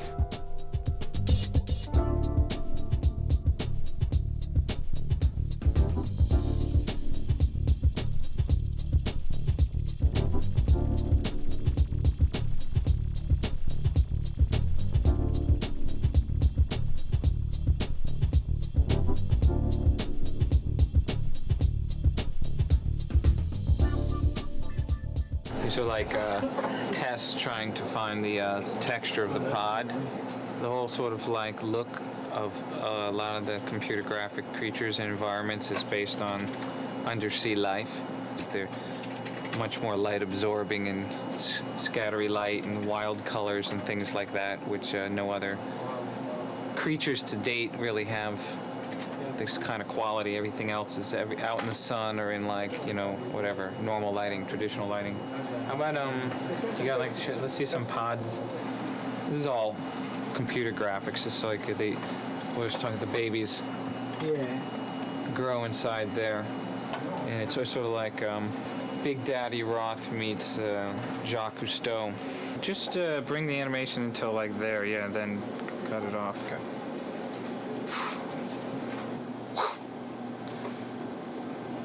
So you see, it's all fake. It's no real babies, totally harmless. I believe in film as a visual medium, first and foremost. I think sound, meaning sound effects and music, are incredible, powerful tools. Easy, Neo. Easy. Get this thing out of me. Don't touch me. Get away from me. Stay away from me. But I think ideally the film should stand up on its own. So I'm a big fan of, at least through the very first cut, keeping the film pretty raw and pretty naked, so you can watch it and get some rhythm from it without the help of music and effects. Easy, Neo. Easy. Get this thing out of me. Get this thing out of me. Don't touch me. Get away from me. Stay away from me. Because music and effects are always going to make the film stronger, but you don't want them to become a crutch, at least without knowing they are going to become one. Sometimes you say, I need that crutch. I am a sound designer supervising sound editor, which basically means I'm responsible for coming up with all the noises in the movie. This will feel a little weird. You know, obviously there were a lot of definitions in that movie about the nature of reality, and so I had to make a lot of definitions about the nature of the sound that defined reality or non-reality. No one's familiar with the sound of a squiddy. No one's familiar with the sound that the neb makes. We were watching dailies, and there was the incredible shot where the camera is pulling over the fetus, or not the fetus, the baby that was in the pod, and it's filling up with water, and the camera is pulling over it, and then the valve closes up. As the first take of that came up, they made this, like, shunk sound effect with their mouths. You know, it's to them like they had the sync track in their head running. It's usually a pretty good guide as to what it has to achieve. You know, that thunk was about 45 different sounds all put together, you know. Everything from plunger sounds to, you know, whacking a tire really hard and reversing it. You know, there's all kinds of crazy, like, toilet-type sounds in there, and, you know, but in the end, it had to just be thunk.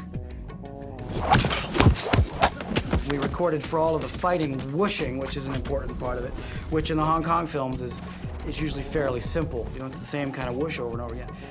We went to technical junkyards and collected everything that made any kind of sound when you moved it, and, you know, we brought all the stuff in the studio and made every kind of whistling whoosh and pitched up, pitched it down, and played with it and processed and just created literally thousands of face hits and body hit sounds and arm whooshes and leg whooshes and all of this. Trying to always have that very earthy, very brutal, very musical quality that those Hong Kong films had, you know, but I also wanted to give it a kind of definition and articulation that they never had time to really put into it. It wasn't really until I saw the movie that I saw how important that the concept of reflections were as far as the Wachowskis were concerned. Almost every scene has some kind of aspect of a reflective subtext. When Trinity first encounters Agent Smith, she's sitting on a motorcycle and she sees him in the rearview mirror of her motorcycle.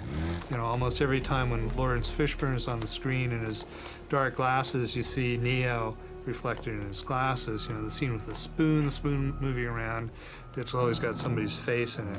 I think I was able to take that ball and run with it and use reflections in the orchestra, you know, of one section against the other, or just a contrapuntal idea of place one on top of the other that would represent this reflection that we see on the screen, and that was really the key to it for me.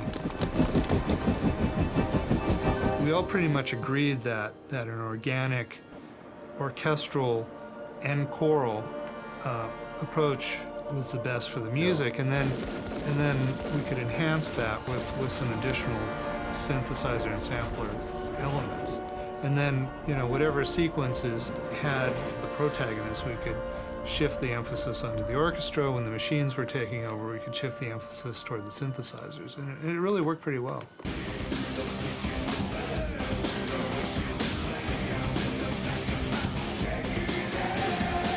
The fact that it was fairly seamless going from the underscore to the songs was mostly due to the sensitivity of the directors and also the music supervisor, Jason Bentley.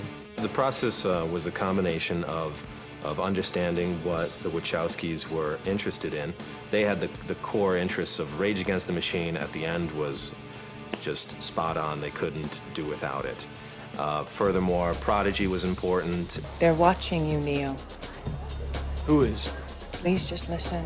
That was a natural connection. Was some of the concepts in the film very much match this future-minded mentality that a lot of the producers in electronic music really subscribe to. There's this record on there, Rob D, Club to Death, which is an awesome tune. It's a surging, thick hip-hop breakbeat with strings. Basically, that's a record straight out of my crate. I mean, just like these records around me. Just one of those gems that no one knew about. It was just one of those gems, you know, and you drop it, you play it at just the right moment. But, you know, a DJ usually keeps them because they're like secret weapons.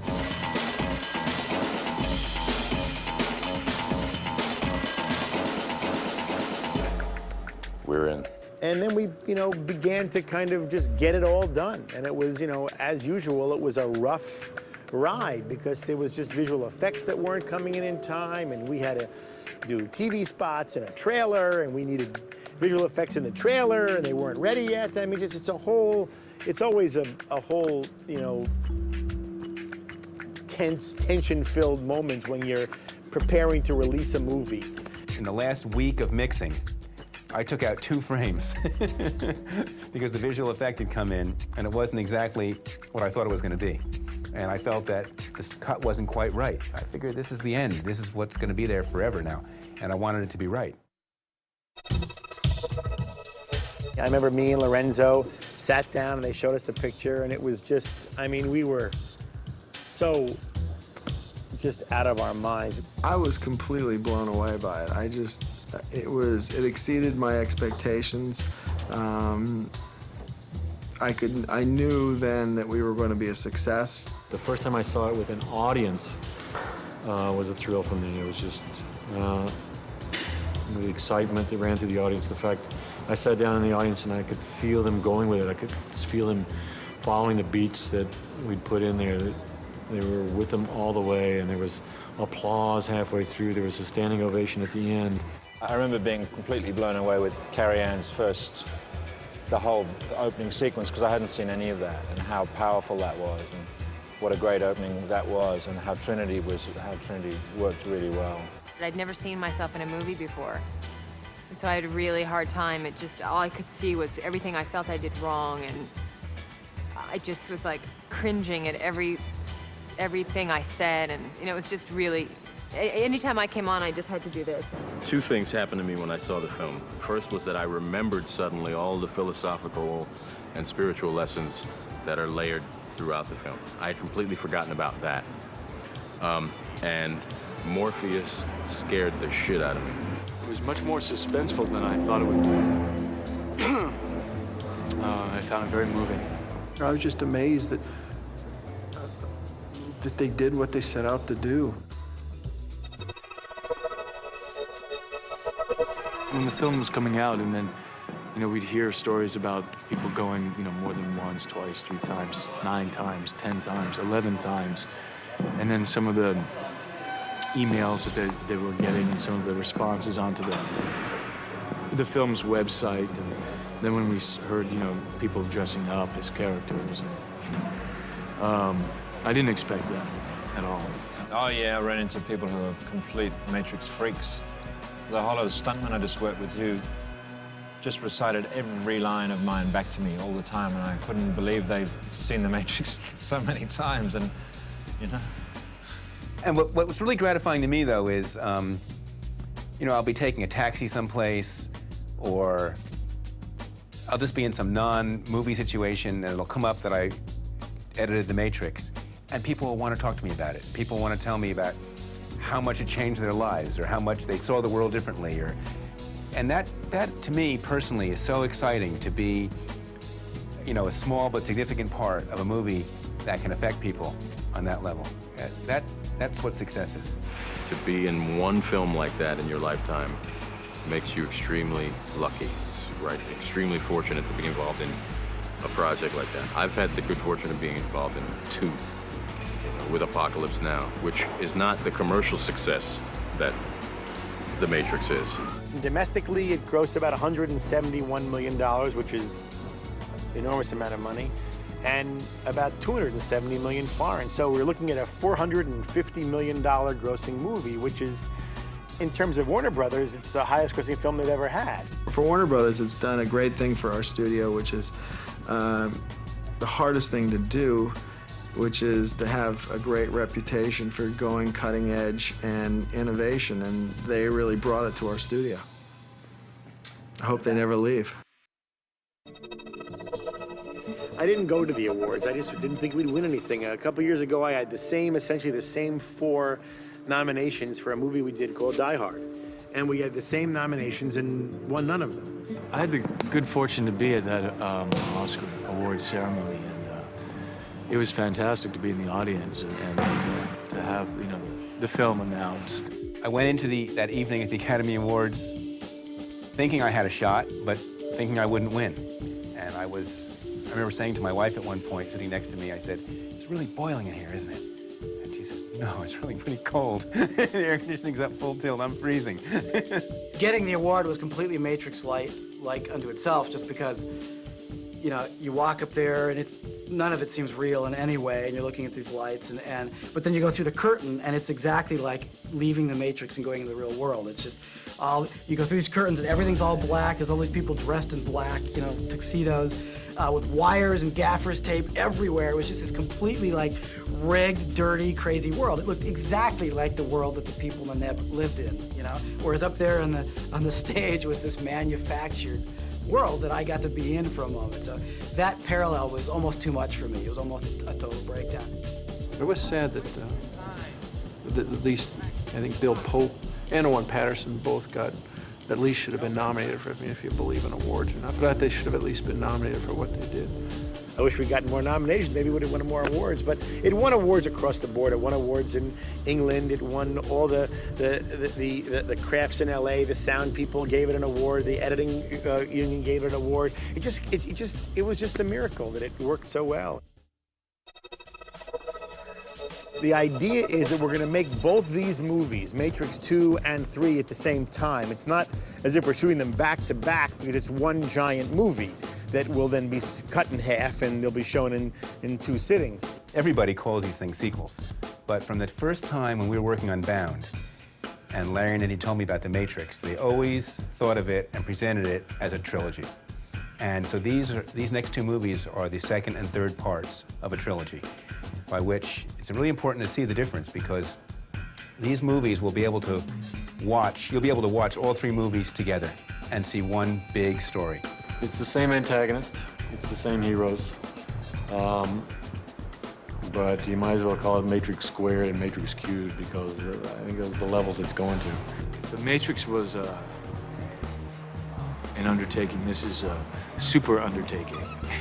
Now we got to hide things and got to be careful, because people are constantly looking over their shoulders. Because there's a lot of stuff in the movie that, if it gets out, it'll ruin. It'll probably get out eventually, but I just hope it doesn't, because it'll just ruin the surprise.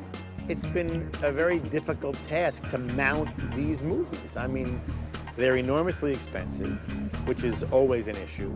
And of course, Larry and Andy are doing things that are groundbreaking again. I could jump right to the chase and tell you, you know, that we're going completely over the top from where we were before, because, you know, the technology is there now to go for the next level. There's stuff in this movie that nobody's ever done or seen, and it's just, as much as I liked the first one, when I read the second one, I thought it was better than the first one. And when I read the third one's better than the second one. So, I mean, they're gonna be tiring because they're just so amazing. There's so much stuff to take in. I really like it. I like the revelations. I like what Neo finds out about. He found out what the Matrix was to a certain extent. And in this piece, he gets even more insight into how the Matrix works. Well, this time we know the end of the story. And this time we know what worked and what didn't work. I'm really anxious to see what the look will be in the real world in the next two pictures. That, I think, will be probably, or has the potential to be something really, really interesting. You know, you should study up on your Hegel and Kant and Descartes and Judeo-Christian traditions and all the different things that are going on, because it's explored in the second and third movie, and when you see them as a whole, I think you will find there is a philosophical overlay to this entire thing that is quite profound. It's very rare that you actually get to merge what you do with what you believe in, and the Matrix has so many principles that I dig, so I think people are gonna love it. 5 kicks this time. 5 kicks. Last time was 3. Last time they wanted 3, but I said 4. This time they said 5, so I don't know what we're gonna do. I might have to do this. No, I don't know. We'll let you know. To be continued. The end.